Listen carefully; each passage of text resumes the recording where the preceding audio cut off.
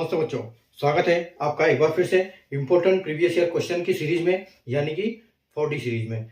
Daily dose bye Dhanpal देखिया यानी कि 4D सीरीज, और ऐसी सीरीज एक इम्पोर्टेंट सीरीज जिसमें एक इम्पोर्टेंट क्वेश्चन जो पहले एग्जाम में आया हुआ है और जिसके बार बार कॉन्सेप्ट पे क्वेश्चन बनते हैं, ऐसे ही क्वेश्चन को हम यहाँ पर इस सीरीज में लॉजिक, ट्रिक और कॉन्सेप्ट के साथ हल करते हैं। और यहाँ आपके लिए देखो मैं सबूत के साथ लेके आता हूँ कि जैसे आप देख सकते हो कि आरआरबी एनटीपीसी में CBT 1 में शिफ्ट 2 में ये क्वेश्चन पूछा गया था 28 दिसंबर 2020 को। आरआरबी एनटीपीसी CBT 1 शिफ्ट 2 28 दिसंबर 2020 को ये क्वेश्चन पूछा गया था।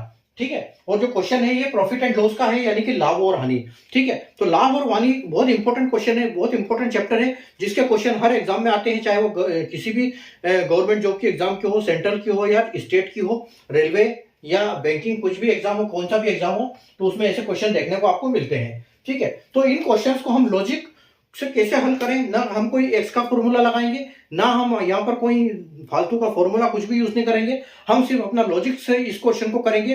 क्योंकि जब भी हम लॉजिक से क्वेश्चन करते हैं तो एक्स के मेथड के और फॉर्मूला के मेथड से जल्दी यहाँ से हम इनके कंपैरिजन में जल्दी हल कर पाते हैं।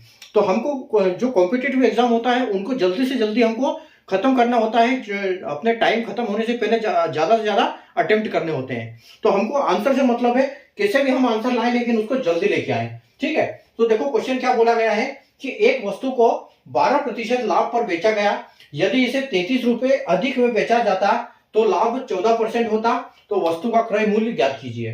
ठीक है, बस क्वेश्चन इतना सा है, लेकिन आपको उसको समझना है कि क्वेश्चन बोलना क्या चाह रहा है, क्या कह रहा है क्वेश्चन, और उसी हिसाब से आपको लॉजिक से उसको काम करना है।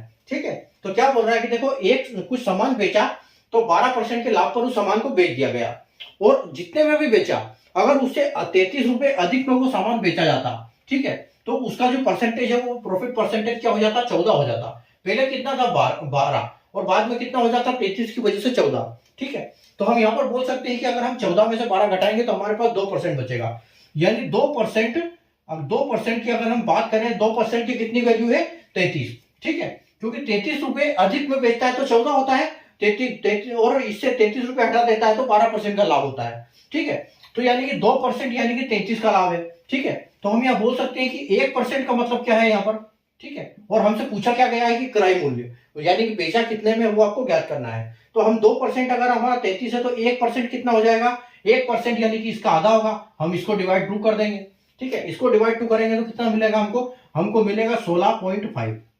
ठीक है, यानी कि 1% की वैल्यू है 16.5 रुपए, 16 रुपए 50 पैसे।